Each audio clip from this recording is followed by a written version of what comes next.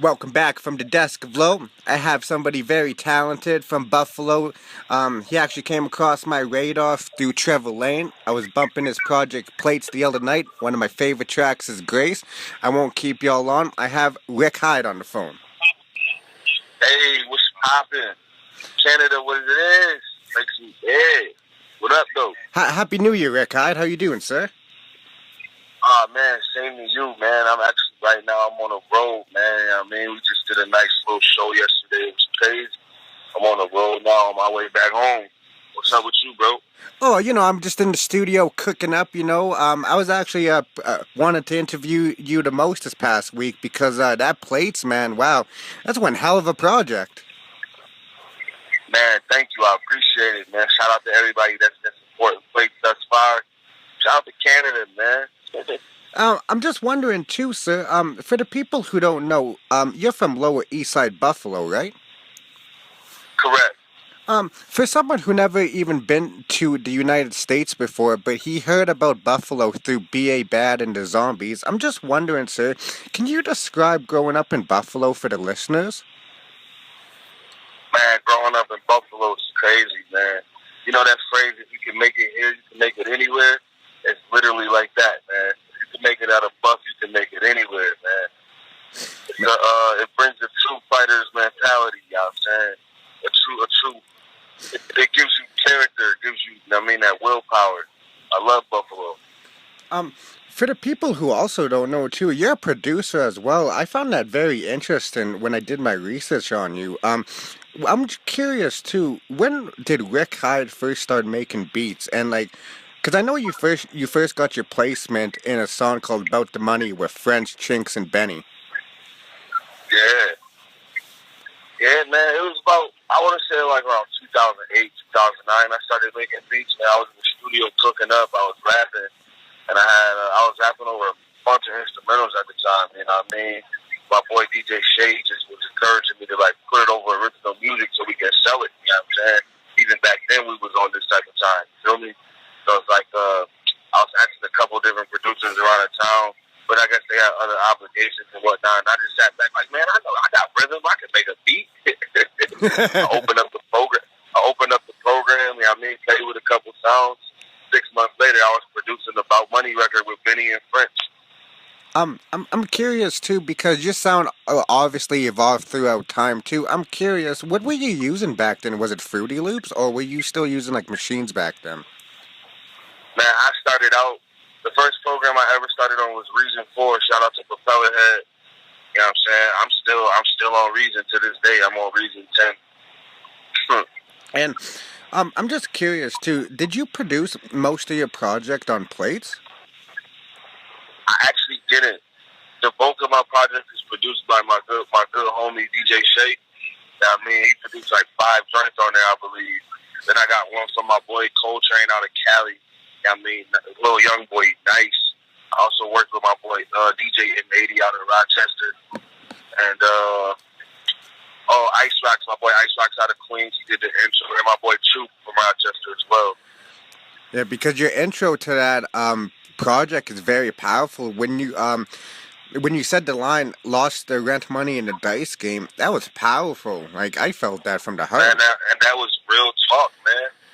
That was real talk, man. I had the rent money on me one night in the studio. It was a nice little dice game going. I actually got in it and started winning, but then the tables turned for me. And I lost everything.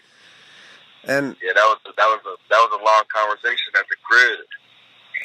And what made you want to get so personal with that project too? Because I noticed from the cover, you wouldn't suspect that it would be such a personal. Because I think it's a very personal album. Nah, it's personal. I got real personal on it because, you know what I'm saying? Of course, the whole world been following what we've been doing. If you listen closely to CDs like Reject 2 from my bro Conway, or you listen to Tana Talk 3 by my big bro Vinny, the formula is for us to get personal. That's what the people relate to. They relate to our personal, you know what I'm saying? It's easy to go on there and rap about whatever. You know what I mean? Bentleys and Bugattis and bitches, that's cool. But the people relate to what they feel, you feel me? And if you make that impactful music, that's what it takes. So I just sat down, got my thoughts together. together, and I express myself on plates. And that's what gives you longevity too in the game too, just by being authentic Yeah, with it. yeah, definitely. I definitely agree with you on that.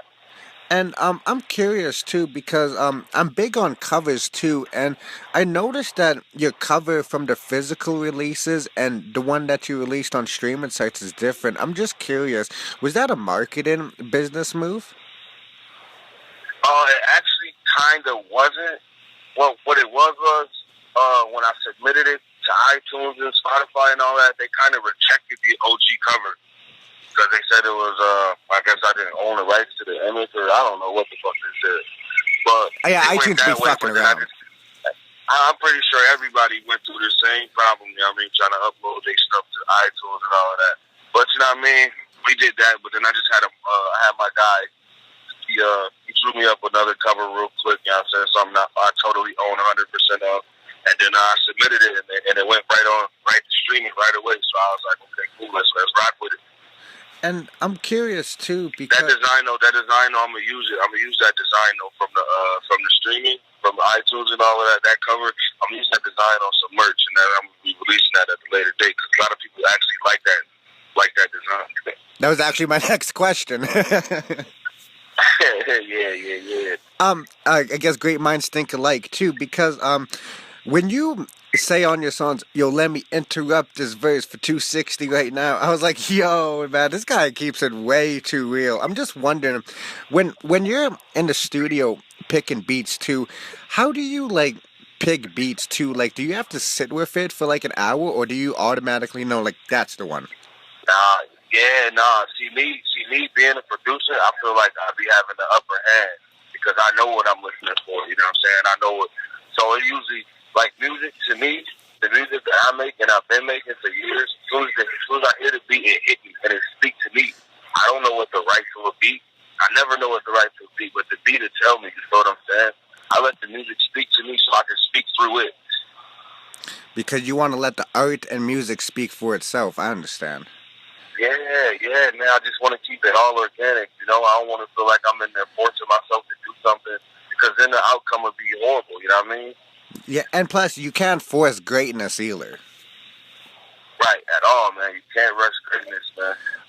The track "Grace" is probably the most played on in my playlist on that project too. When you say you hear the pain in my quotes, that's what that's how music should be made too. And I'm just wondering too, um, that's what definitely made me feel the pain in the music. That's why I really like Rick Hyde's Plate EP. And I'm just wondering too, is that the first piece of work you ever put out? Because that Grace track is fire. Thank you, man. I appreciate that first and foremost. But nah, man, I've been working and putting out little tracks here and there. If you pay close attention, I've been featured on a couple little Benny projects.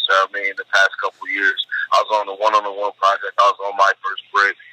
I was so I've been like rapping and putting my 2 cents in for some time now. But this is my first actual project where I brought myself to the forefront and to the light. You feel me? That's one hell of a project to bring yourself to the forefront. Yeah, thank you, man. I appreciate it. Oh, no, most definitely. I'm wondering too. You mentioned your mother in a lot of your rhymes too. Would you say she's your main inspiration? Hell yeah, man. I lost my mom last year tragically to cancer and all of that, man. So I still like my mom is definitely the biggest influence on my music right now. And R.I.P. man, Yeah. because I know that you quit your job Thank to you. take care of her, to take things around the house. So I gotta salute that, man, because not a lot of people would do that for their parents. So I gotta salute that. Yeah, man. I'm a firm believer in. After you supersede life, of your legacy still existing. You know, you still want to have longevity. So I'm gonna keep my mom alive by keep putting her in this music. And I'm curious too. Were you listening to a lot of old records during that time around the house, like Raekwon's or like the AZ's Do or Dies? Nah, man. Honestly, I got an extensive music history just because of me being a producer and my knowledge. But I really don't listen to anything, man. I don't listen to no music. I listen to our music. Of course, but I try not to listen to too much because I don't want to want to be influenced heavily by it. You feel what I'm saying? You get to listening to Molly Percocet too many times. Next thing you know, you're writing bars about Molly Percocet. Yeah. Yeah. And you You know guys what I'm saying? and you guys ain't So, about that. yeah, so I like to keep my mind fresh and focused on me and what I'm doing. You know what I mean? So I keep my sound. So I keep my sound, and I brand the sound that I'm trying to brand first. And once that takes front, then we can branch out and start talking about other stuff.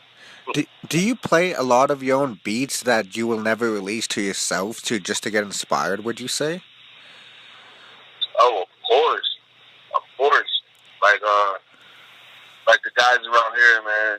The team, they give me slack because I don't rap on my own beats enough. Because I'm always trying to sell them. I'm always trying to sell them and not use them. But nah, man. When I initially write some of my verses in my records, I actually use some of my favorite beats that I produce myself.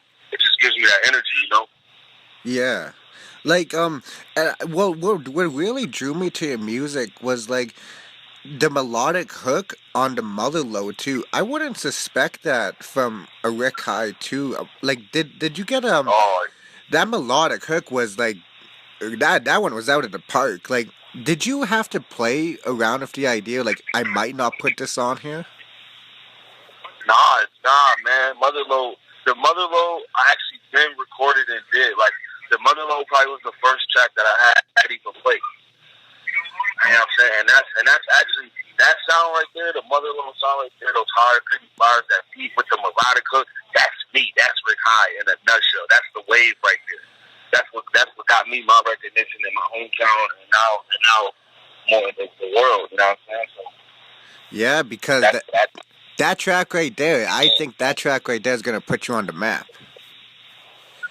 thank you, man. I appreciate that. Oh, no. I'm actually gearing up to get a video prepared for that joint soon, so I need everybody to be on the lookout for that. Oh, I'm most definitely be on the lookout for that. Because with my show, I like keeping the questions unique because I don't want to ask you like the most obvious questions. You're from Buffalo. You obviously are well known of the zombies, are you? Say that one more time. You're from Buffalo. So you're well known of the zombies, are you? Oh yeah. I'm the homies, man. Shout out my boy Killer Tracks. Shout out my boy Jimmy Blanco. Shout out my boy B.A. Bad News. I mean, I know them boys here. The zombies, them boys, they from like another part of Buffalo, but they cool, man. I'm the homies. Yeah, they all appeared on the show. All three of those guys that you said too. They're all good people too. That's what drew me to Oh, that's Buffalo. what's up. Because Buffalo, they told me that not that much people get their shine from Buffalo. Yeah, none at all, man. The last person who's been as successful as us from Buffalo has probably been, I want to say Rick James, man. I Rick would say James Brian is from McKnight, but he's Buffalo? from Lackawanna. Yeah, Rick James is from the east side of Buffalo, man. Oh wow! So that would explain like how you guys are finally getting your shine because like wow to come after Rick James, Jesus, that's those big shoes to fill in. Nah, that's a fact. It's just crazy. It's crazy that we getting our shine now and all of that because, you know what I'm saying, we really been doing it for some time now. We've been doing the same thing we doing now. It was just on a smaller scale, actually. That's the only thing I can really say. It was just on a smaller scale. Now everything is coming to the forefront, getting national exposure, national spotlight. So, you know what I mean? So it's crazy, man. The work just doubles up, triples up. But, man, we're going to get it done. That's what we do. And I'm curious too because I'm just getting into 38 Splash too. But you guys were on them very very early. I'm curious, how were you introduced to 38 Splash? I got introduced to Splash in like, what was that, like 08, 07-ish to DJ Shade. DJ Shade was actually, you know, I work real close with DJ Shade and Benny all the time. And I was just coming to the studio to do some work. Especially, I'd already happened to just be in there. And he was recording with Shay. And, you know, Shay introduced us. And then, man, it was a music match made in heaven from there. That's my guy. Shout out my boy 38. And for the people too who don't know, like, would you say that you worked closely with him during the coming years, like around 2010 to now? Yeah, definitely, man. For the people that don't know, there was a joint project that him and Benny did back in like '09, '10. It was crazy. This was like Stabbed and Shot. This was like Stabbed and Shot like 10 years ago. It's called Cocaine Cowboys. It's crazy. I got like 4 different joints on there that I produced. This is like my first year in the producing. You know what I'm saying? And I had everybody's full attention and full support. I had like four or five joints on there. Cocaine Cowboys. I know Specialist recently put it back on iTunes, so the people can definitely go search that if y'all want to hear the 10-year ago sound. I mean, it's still crazy. Would you like to say the tracks that you produced for the people that want to go check it out? Oh, of course. I did this, if I can remember. There's a song on there. The intro, I know I did. The Half a Brick intro. I produced that. There's a song on there called What We Do with Benny, 38 Special, and Armani Caesar on a hook. I did that. There's a special record. It's like 2 special records on there that I did, and another Benny. I can't remember their names, but I'm sure it's in the track list, though, if you look it up. Because of your releases too with Trevor Lane and Wax Collectors, the tape looks fire. I won't lie, that red tape right there, fresh right there. Yeah, the tape is crazy, man. Shout out everybody that's listening, man. The tape, pre-orders for the tape, it's February 22nd. Pre-orders for the vinyl is the same date, February 22nd. And I'm curious. I need everybody to get those. I'm curious too. What made you want to do cassettes with Trevor Lane too? Because Trevor Lane, his work is he appeared on the show too. He's very phenomenal, like a visionary. Yeah, man. Trevor is a good dude, man. I fucks with Trevor. He's like one of the first people, you know what I mean, that I talked to, like, you know what I mean, coming into this new situation with the exposure and all that. He was like one of the first people I talked to. He was giving me some pointers and whatnot. But I mean, one day I just woke up and he called me and she's like, yo, bro, what you doing? I'm like, nothing. He's like, yeah, I worked you out a deal. I was like, a deal? What kind of deal? He's like, yeah, he got some cassettes coming. He shot me all the info. I was like, oh, this is crazy.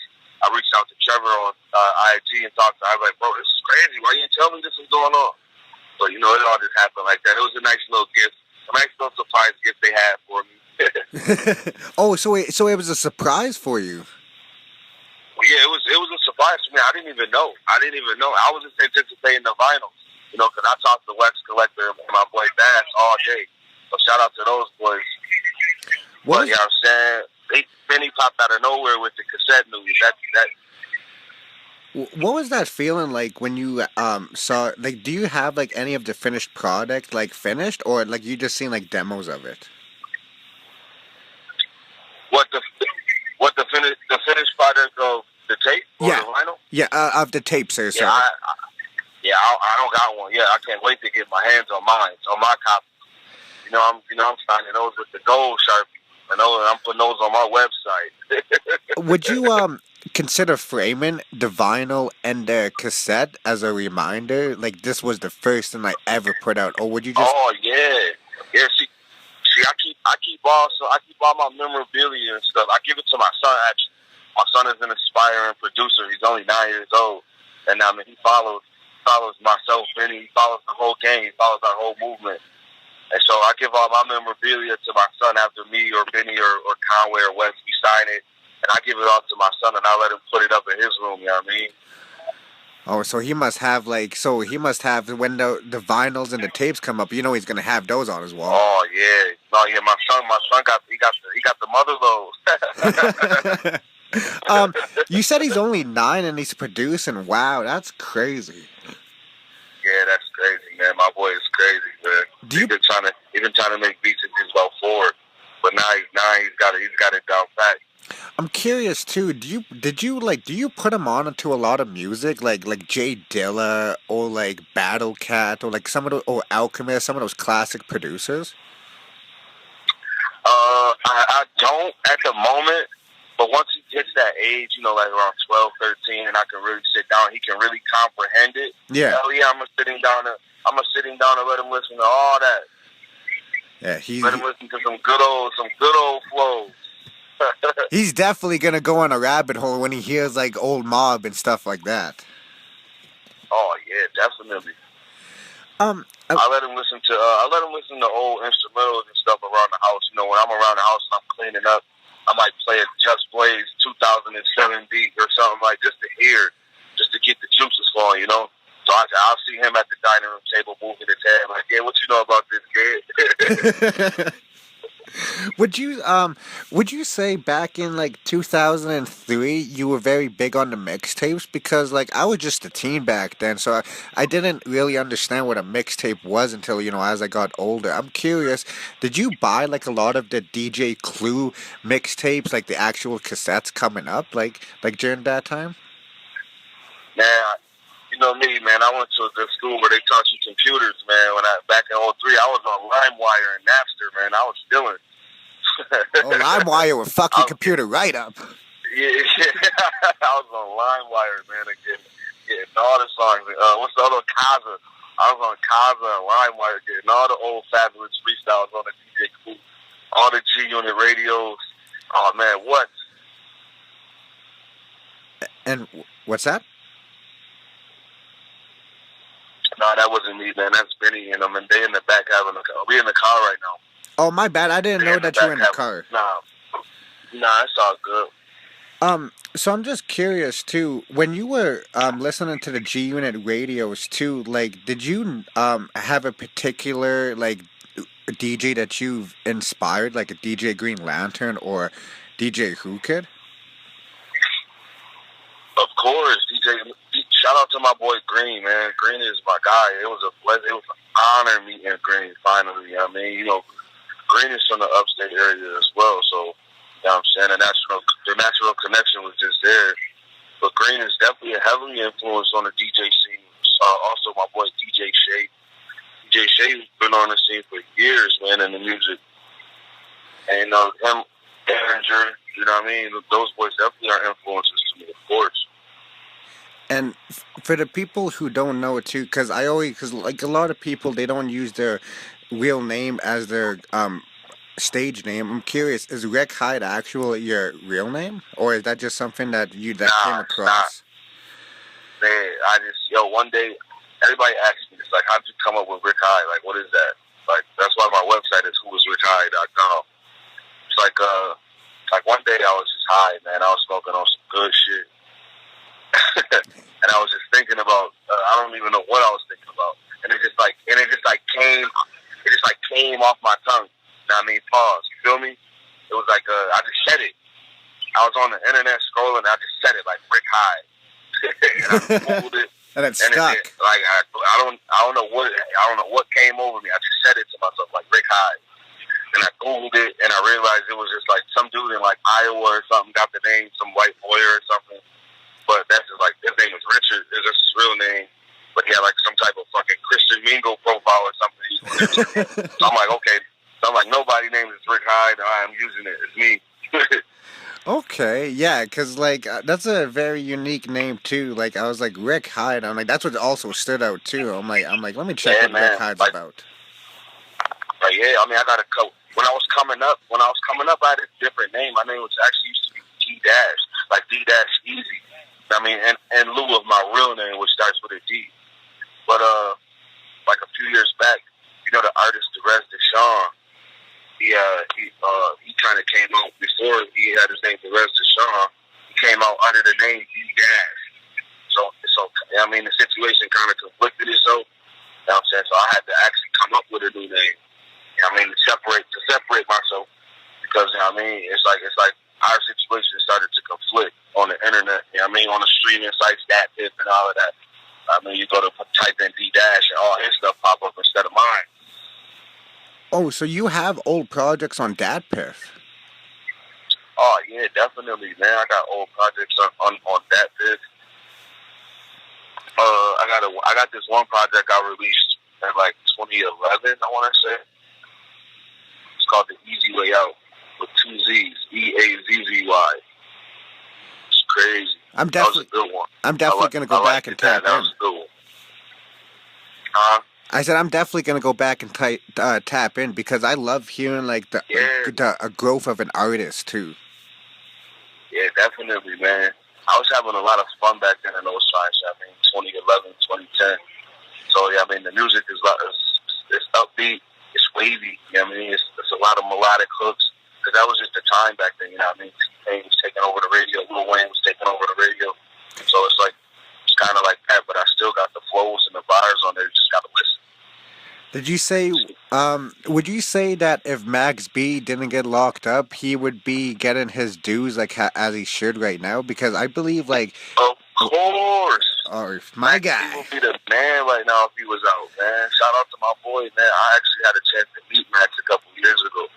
You know what I'm saying? Like right before he went in, he did a show in Niagara Falls. That's like 20 minutes away from Buck. It's not even that far from Canada, actually. I'm all the So way in West the Canada. other side, actually. So it's like, yeah, man, I had a chance to meet Max B, you know, actually kick it with him, and it was crazy, man. It was crazy, man. He's a good dude. I hear that a It's lot. an unfortunate situation. I hear that a lot for people who actually met him. That he was a very humble and good dude. Nah, he was a good dude, man. Yeah, he was a great dude. Actually, another good dude. He's actually, I get up about this. He appeared on the show in October. My guy Flea. People hit me up about that interview all the time. I'm just curious too. Would you ever collab with Flea? Because I think you two would make that a Rick Hyde and Flea Lord collab. Whew. Oh man, yo, you wanna know what's crazy? I give you the one up, man. Only because we on the phone right now.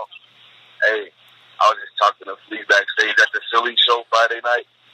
Yeah, please be on the lookout for Flea Lord and Rick Hyde. I don't know if we're going to do a joint project or just do a couple tracks for his tape, for my tape type of situation. But definitely look out for some Rick Hyde, Flea Lord shit. All right, because I have a good ear for collabs, and when I heard like you two, I'm like, these guys will make a good collab. Oh yeah, definitely, man. That's my boy, man. Flea Lord. Shout out to Flea. I know you listening, my guy. Yeah, man, they're my boys, man. I fuck with them niggas hard, man. Shout out to the Fried White niggas. My boy Beneficial, my boy Will the Beast, all them boys, man. G Wells, Verbal, McMahon, G-Man, salute to y'all. Yeah, hell yeah, man. Salute to y'all boys. I'm curious too, because like I said, I don't want to ask you the most obvious questions when I first introduced the guest too. I'm curious, are you the first artist to be signed to the Black Soprano family? I am. Right now, the Black Soprano family consists of artist-wise me, Benny, and Doubleback Hyde. We might got one or two extra little secrets and tricks coming up our sleeve, but that's what we're working with right now, man. It's just us. And then, you know what I mean, shout out to the team.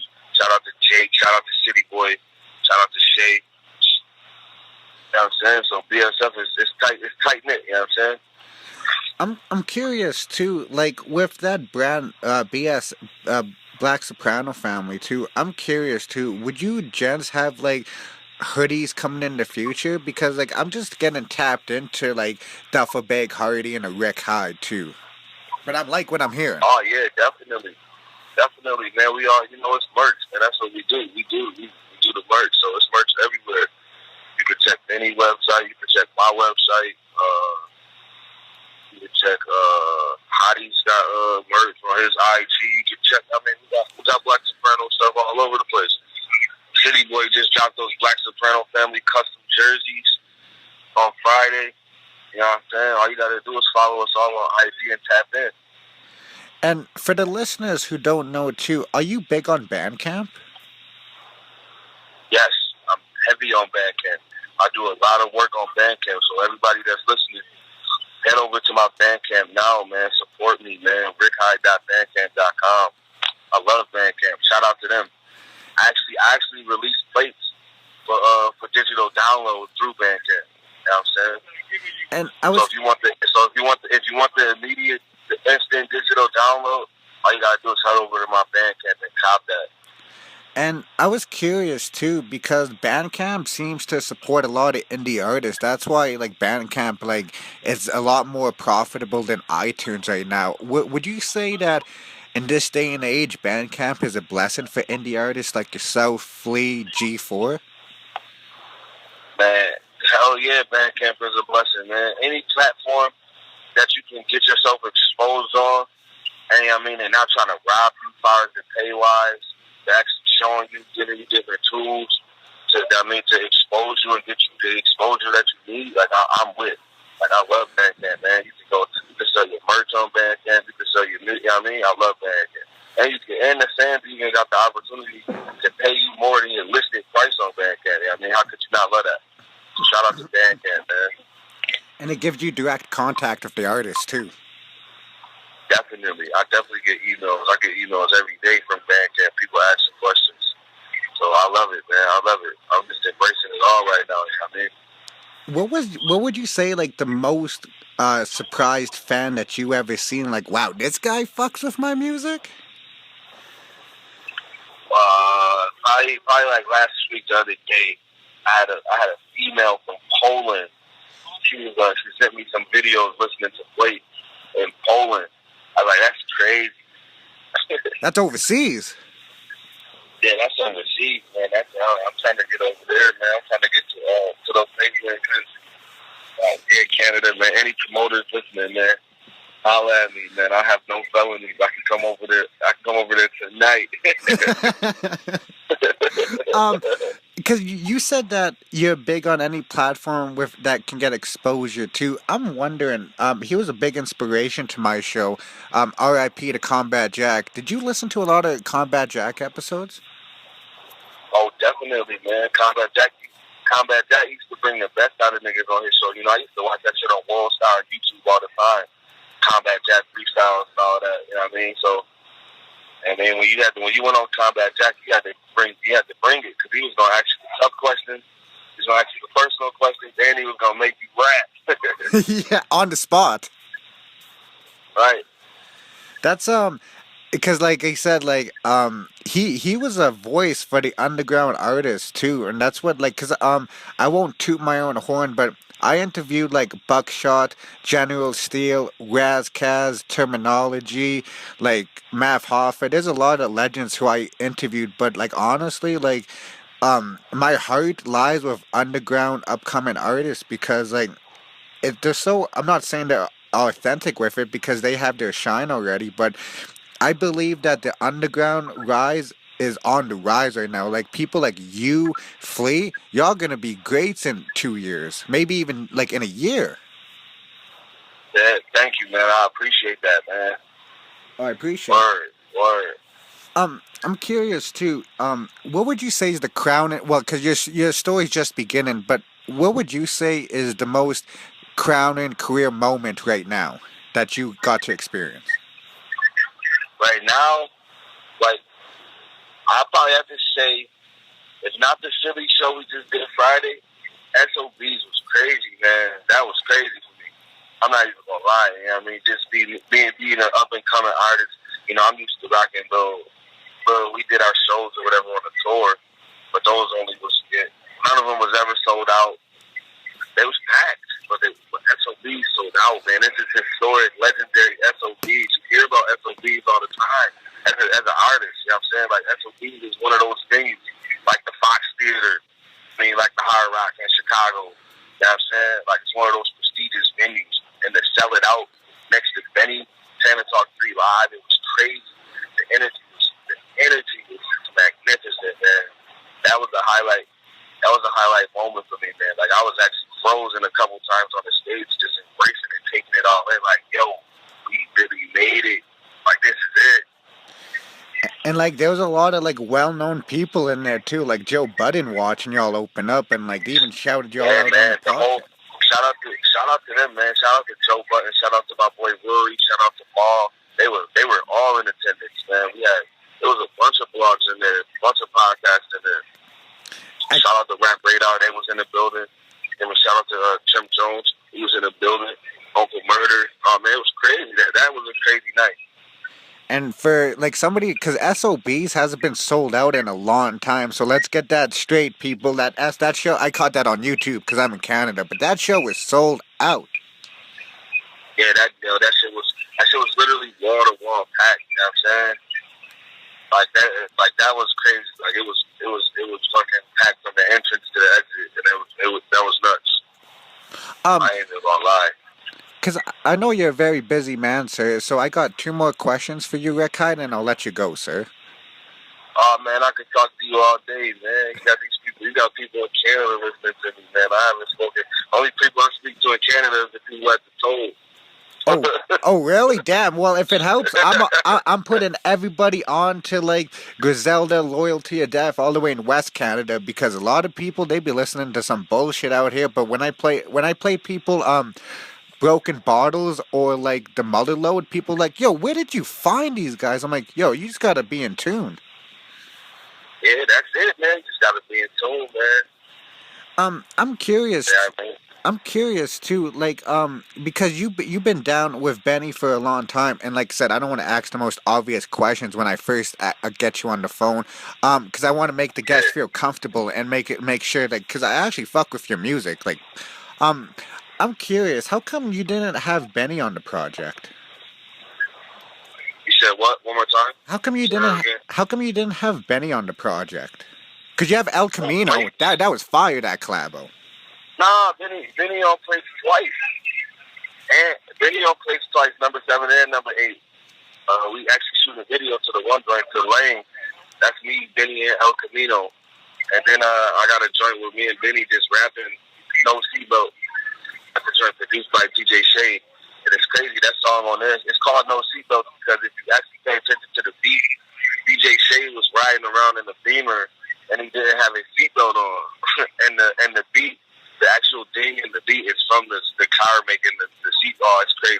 Shay got crazy with that beat. Yeah, that joint. Yeah, I got Benny on there twice, man. And he executive produced the whole project. He put it together. You know what I mean? We put it together and we dropped the classes. I was curious too, like when you pick the track listing, like when you guys pick the track listing, does it matter in order where the tracks are placed? It does. It does. It does. I'm not gonna say it doesn't. It doesn't. It definitely does. You know what I'm saying? That plays a major order because like I had a lot of people when it first dropped. I had a lot of people hit me like, "Yo, man, this is crazy. I can play it from top to bottom. It's a great flow of music. I didn't skip anything." You know what I'm saying? So your playlist is 80% of the project. You know what I'm saying? If you dope and you a dope artist, the music gonna speak for itself. But it's how you give the music off, how you deliver it. That's what's gonna speak the volumes. Yeah, because I was gonna say when I played that project the other day, like I just let it play all the way through, and like I was like, wow, I didn't skip one track on that.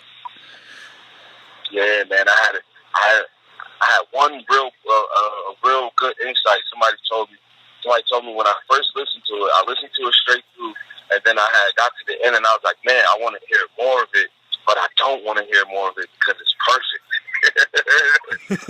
So it's like that's the playlist, and that's the playlist. You know what I'm saying? You gotta have that good playlist, man. I'm curious too. What made you want to make it 7 songs? Cause on the streaming sites, it's It's 9. oh, cause on the Man, set. what version of place you got in Canada, man? You don't know. You ain't hear the penny. You didn't hear the penny versus penny. Oh man, you gotta go back on Bandcamp and get another copy. Yeah, I might as too. Like, cause you said that there's 9 tracks on it too. So there's 9 tracks exclusively on the Bandcamp version, if I'm correct. Now it's 9 tracks on the CD. Period. iTunes, Bandcamp, Spotify, Tidal, the physical CDs.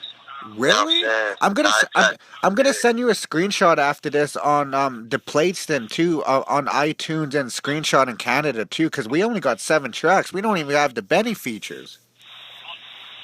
Oh, that's good. You know what? I gotta. Yeah. Send me that because I know. You know, Benny he be having contractual situations, and sometimes when people put their songs up with him on iTunes, like iTunes will pull them. So yeah. Please send me that so we can take care of that immediately, man. I need Canada to hear this. Yeah, cause like when you said that too, I went back and looked. I'm like, wow, like Canada's. That's why I said like iTunes title. Like I don't think they're gonna make it like how cause Bandcamp is the wave of the future. The way that I'm looking at it now. Yeah, man. Yo, so if you listening now, Canada, you can go listen to the album on Bandcamp so you can get the full experience. Yeah, I'm definitely gonna tap in on the Bandcamp version too. Right after I'm done these interviews, I'm gonna tap into Rick Hyde Bandcamp Plates version. Oh man, now you gotta hear it from top to bottom all over again. Oh, I'm about to roll. Well, I don't mind. That's classic right there. And the way I look at it, and it'll be longer too. So I'll be having an extra chopper on deck. Yeah, definitely. So I really do appreciate you taking the time out your day, Rick Hyde, for doing this interview. No man, I appreciate you for even reaching out and having me, man. I We got this thing done quick, man. I appreciate it. I like you said, I'm very early on dope talent too. So, I'm very excited to see what you have coming in the future too. That Plates project made me a fan. Thank you, man. I appreciate it, man. Um, Up next, I got a couple. Up next, I got a couple visuals. I'm dropping some visuals off of Plates, and next, I got the merch coming from Plates. You know what I'm saying? I got pre-orders right now on my website. You can get the Plates hoodie champion, you know what I mean, with the Black Soprano logo on the back. I got those for pre-order on my website, and I also got the Plates proportion tees designed by my homeboy. He's a fashion connoisseur, my boy Rashad Holly. You know what I'm saying? So we got that. You can pre-order those now on my website, www.whoisrickhyde.com. and this is a question I ask all my guests too, because for your fans out there who's listening to this interview, if they came to you and said, "Rick Hyde, do you have any words for somebody in a dark place?" What would you say to them? Man, I tell them simple, man. It could be worse, man. It could be worse. Trust me. You know what I'm saying? I used to be in a dark space mentally and all of that. Then like everybody actually, like I'll see people now that actually, they'll say hello, I'll say hello back. They say, how you doing? And my first response is I'll tell them I'm alive. Because that's the greatest achievement ever. Aside from any fame, fortune, whatever. If you wake up every day, that's a chance for you. That's another 24 hours for you to make your situation different. You know what I'm saying? No matter what you're going through. So being alive, man, you can be as depressed as possible, man, but you alive. So there's a chance for you to change. You know what I'm saying? If you're in a dark space mentally, whatever, man, you alive. Turn it, make some light of it. I'm alive. Yeah, it's fucked up, my situation, whatever. I'm broke, whatever, but I'm alive. Now let me go try to get some money. Feel me? Wow, and like I said, like I love asking that question too because everyone comes from different walks of life and they all have a different answer. Like you being alive, like Yeah, that's a very unique answer.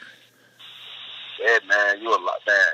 Everybody asks me all the time, and it's shocking because I know people don't know how to respond to that. You know, you usually hear somebody say, "How you doing?" and they say, "Good." How and yourself?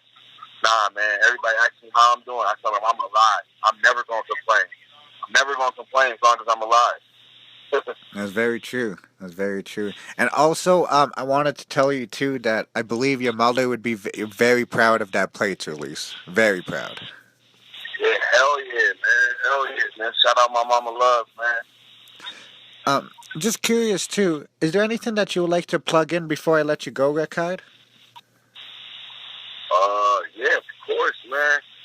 Yo, shout out Canada. Make sure y'all go grab that Rick Hyde Space EP, man. It's out now on Bandcamp for instant download. And or you can go buy the physical and I'll sign it for you. You can go buy the physical on my website, www.whoisrickhyde.com. And I'll definitely throw that up in the link too. Yeah, definitely. Oh, and all my rap friends, everybody that's listening, my rap fans and friends, if y'all want to buy beats from me, I also got a beat catalog on my Bandcamp as well. Because that's how I originally started shopping my beats to the public, was through Bandcamp. So, yeah, man, if you want to go check out my Bandcamp, I got a catalog. It's a CD. It's like 5 different catalogs on there, man. So Oh wow. you could always go in there and scroll through some good vibes. You know what I'm saying? I got 5 different beat tapes on there. So, yeah, man. Everybody, man, I just want everybody to, you know what I mean, shop Rick Hyde, man, from here until forever. And then when we put this up in the link too, I'm definitely going to throw up your Bandcamp and your website too so people can get more in tune with Rick Hyde. All right, man. I appreciate you, man. I appreciate you too, Rick Hyde. You two travel safe out there, right? Definitely, man. I When I get ready to. Hey, listen. Another thing I'm gonna plug, man. Any promoters, anybody listening to this energy right now, man. Rick Hyde is open for bookings, man. All you gotta do is DM me on IG.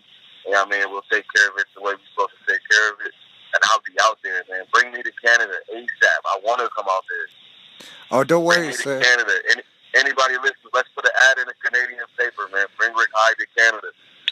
Let's show him some of that real hip hop Buffalo sound out here.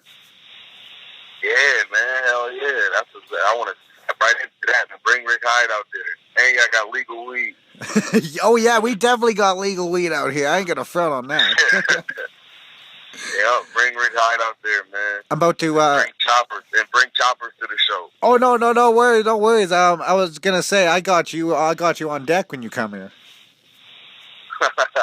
That. So like you said, this is another classic episode from the Desk Float featuring my guy Rick Hyde. Y'all need to go check that plates out because that's fire, and I'm on to a lot of greats, so y'all won't be disappointed. Oh yeah, definitely, man. Shout out to you, man. Shout out my boy Low, man. I appreciate it, man. I appreciate you too, sir, and we out. Yes, sir.